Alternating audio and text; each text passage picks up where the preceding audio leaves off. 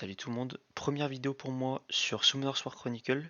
Je vais vous montrer comment farmer les bonbons du Docteur Luna et surtout des rails parce que ça va être une ressource qui va être vachement importante, surtout pour Refile. Donc en fait les bonbons on peut les avoir de deux façons.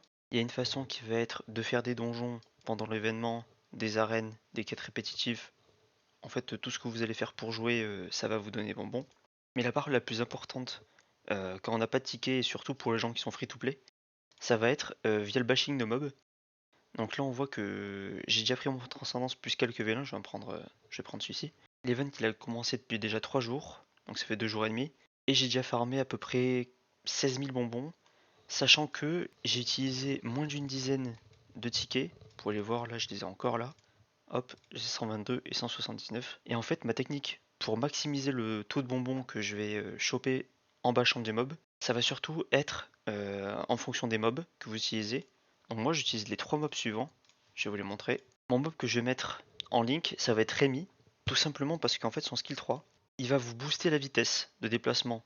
Donc moi je l'ai skill up principalement juste grâce à ça. Au tout début je l'avais même pas mis de runes, mais maintenant que je farme des zones un peu plus hautes, ben, je prends des runes, comme ça il peut m'aider.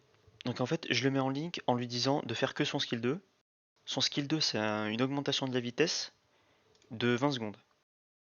Sachant que lui, il va poser le buff de vitesse niveau 3. Mon deuxième personnage, ça va être Bernard. Bernard qui va aussi poser l'augmentation de vitesse, celui-là niveau 2. Donc c'est pour ça que je le mets pas en link. Et en fait, pour faire cycler le mana, je vais mettre Celia. Pour l'instant, je l'ai pas skill up. La chose la plus optique qu'il faudrait, c'est d'avoir au moins un skill up sur son guide des rêves. Parce que son guide des rêves, il a 12 secondes de cooldown. Et il va me donner de la recharge de mana pendant 10 secondes. Donc là, j'ai 2 secondes de battement. Si je prends le niveau 2, enfin si j'arrive à choper le niveau 2, le buff il dure pendant 11 secondes et il a que 10 secondes de cooldown. Donc on peut, avec les temps de trajet, quand notre personnage principal se déplace d'un pack de monstres à l'autre, être en permanence sous ce bonus de recharge de mana. Donc en fait j'ai Rémi et Bernard qui vont cycler leur skill 2 pour me donner la vitesse des déplacements. Célia qui va les faire reset. Et en fait on voit que tout le temps, regardez là je vois, je suis à 10 stacks. Et je vais tout le temps être entre 6 et 10 stacks. Dès qu'il y a des stacks qui vont partir, ils vont se faire reset. Là on voit que j'ai 10 stacks et j'ai encore mon Rémi qui a de quoi faire son spell. Couplé à ça, je joue Maincliff et je sors quand même ma Orbia. Parce que quand vous avez l'opportunité de one-shot avec votre Orbia, elle va pouvoir déjà taper de plus loin, donc ça fait moins de trajet, et surtout elle va moins se coincer. Bon, on va pouvoir voir que là, des fois elle s'arrête pour chercher les mobs. Je pense que ça c'est incompressible avec n'importe quel personnage que vous allez jouer. Donc je joue Orbia, même si vous voyez elle a 0 stuff. Hein. Tac, invocateur, il n'y a rien qui est monté, j'ai mis le stuff aléatoire, elle est niveau 57. Le plus important c'est que vous fassiez des one-shots. Si votre personnage il peut faire un one-shot, c'est bon. La zone importe peu, là où vous allez farmer. Après, moi je farm dans cette zone, même si c'est pas la meilleure, parce qu'on voit qu'il y a un mini-boss ici, là. Les mini-boss, je vais pas les tuer en un seul coup, du coup je vais perdre un peu de temps, mais moi je me mets ici parce que je farm aussi le livre des créatures.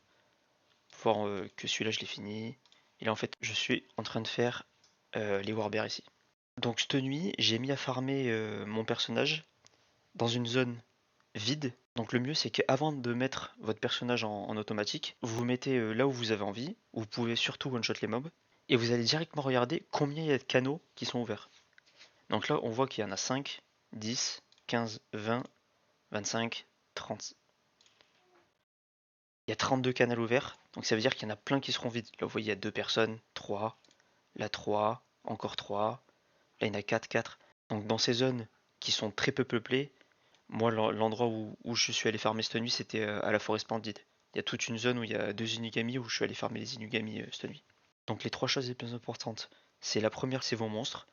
Les trois monstres que je vous ai donnés, ils sont nickel. Si vous manque ou le Argeo ou le Griffon Vent dans Bernard, sachez que c'est aussi possible avec un Garudao. Donc le Garudao, normalement, on vous le donne. Ou alors c'est un 3 étoiles et donc il est assez facile à récupérer. Donc voilà, Konamiya, il va pas vous booster, on va dire, du même style que le Argo et Griffon, mais il va vous booster la régène mana comme votre Celia. Donc en fait, au lieu d'avoir deux boosters de vitesse, vous avez deux boosters de mana et donc ça va skiller plus rapidement. Donc ces monstres-là, si vous les avez, que vous prenez Orbia, je pense que ça marche aussi avec Kina parce qu'elle a de l'AOE, mais Orbia reste quand même la meilleure pour moi. Troisième chose, avoir une map vide. et donc vous allez farmer des bonbons. Il y a cependant des petites améliorations avec le screen que je vais vous montrer parce que j'ai fait un screen de ce que j'ai farmé cette nuit. J'ai remarqué que dans le combat auto, surtout sur Orbia en plus en feu ici, le cast de son ulti fait perdre quand même pas mal de temps. Donc je l'ai désactivé, ce qui n'était pas le cas cette nuit. On peut grappiller quelques bonbons. Donc là on va pouvoir voir. Je vais regarder ma... Là ça fait à peu près demi-heure. On va reset. Hop là. En demi-heure on peut voir que j'ai fait à peu près une centaine de bonbons. Et surtout, ce qui va m'importer moi aussi en plus des bonbons, parce que on farme pas que des bonbons en forme automatique. Dans les 4 premières zones du jeu, on va pouvoir choper des noyaux magiques faibles. Et ça part vraiment bien à l'HV. Il y a les noyaux magiques normaux aussi. Ça part un peu moins, mais on va voir, j'ai fait un tableur après que ça part aussi. Là, bah, bureau de transaction. Est-ce que c'est ça qui est parti? Ouais, voilà. Vous voyez, j'ai vendu 10 stacks de 20 noyaux magiques. Et ça fait 114 000 rails. Donc avec la taxe, ça fait à peu près 100 000. Vous voyez, c'est comme ça que je farme les rails.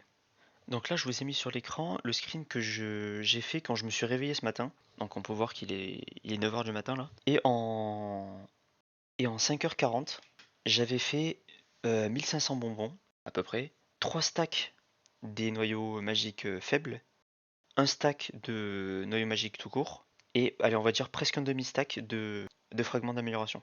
Donc c'est les 3 ressources qui sont vendables. Toutes les autres, elles peuvent être vendues, mais ça va être vendu quelques centaines de rails. Et surtout, ça va pas partir très très vite. Donc c'est pour ça que je les compte pas, ça va être du bonus. Donc je me suis fait un petit tableau pour voir à peu près combien je récoltais de ressources, combien je récoltais de bonbons. Sur un temps qui est assez long, j'ai pas pris un farm de 10 minutes où ça va être vachement plus aléatoire. Là j'ai pris mon run de cette nuit qui a duré 5h40. Donc mes 5h40, ça fait 340 minutes pour calculer mon nombre de bonbons que je faisais à la minute et que j'ai multiplié par 60. Donc là on voit que c'est pas exact parce que j'ai enlevé les décimales. Donc ça me fait un résultat sur le run de 5h40 de 270 bonbons par heure, 11 petits noyaux, 4 gros noyaux et 8 fragments d'amélioration. Donc pour les bonbons, on va les mettre de côté et on va en premier se focaliser sur les ressources, les 3 ressources principales qu'on a récoltées. Donc ça me fait, avec cette technique de farm, où on tue vachement de monstres, sur la session 43 000 rails et une moyenne de 7600 rails par heure. Concernant les bonbons, donc l'ordre de priorité pour moi c'est le vélin de transcendance, les vélins normaux et après le vélin légendaire. Concernant le surplus, si à la fin de l'event on a déjà tout acheté niveau vélin et qu'on a des bonbons en rab, j'ai classifié les offres illimitées en 3 catégories, celles qui sont rentables pour moi, celles qui sont rentables situationnellement et les 2 dernières qui sont vraiment horribles à acheter. Donc on va commencer par les horribles. 1000 or pour 2 heures de farm, c'est contre-productif comme les pierres célestes.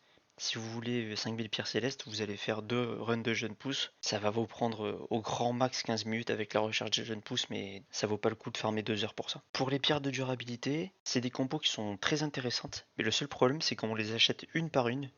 Et donc ça veut dire que pour restaurer un équipement, du moins restaurer sa durabilité, il vous faudra près de 3000 bonbons. Donc je pense que si vous êtes en manque de pierres de durabilité, ça peut être bien, mais sinon il y a d'autres façons de les farmer. Aller chercher du stuff pour le désenchanter, ça peut être la meilleure solution. Donc les pierres de durabilité, c'est vraiment si vous en avez plus du tout et qu'il faut que vous refassiez votre stock avant que le nouveau raid arrive. Et après, les 2 derniers qui sont pour moi les plus rentables, ça va être les essences magiques et le souffle de vie. Donc là pareil, ça va vraiment dépendre. Si vous avez par exemple farmé dans vos quêtes répétitives que des tickets du chemin de la croissance, ça va vous être avantageux d'aller choper des essences de magie avec les bonbons. Sinon le souffle de vie, ça reste quand même une ressource qui est vachement demandée, surtout quand on commence à éveiller des monstres 5 étoiles, ou même pour des gens qui veulent aller augmenter leur niveau de compte en faisant level up des monstres 3 ou 4 étoiles qu'ils ont même pas l'intention de jouer. J'espère que vous avez apprécié la vidéo et je vous dis bon farm. Tchuss!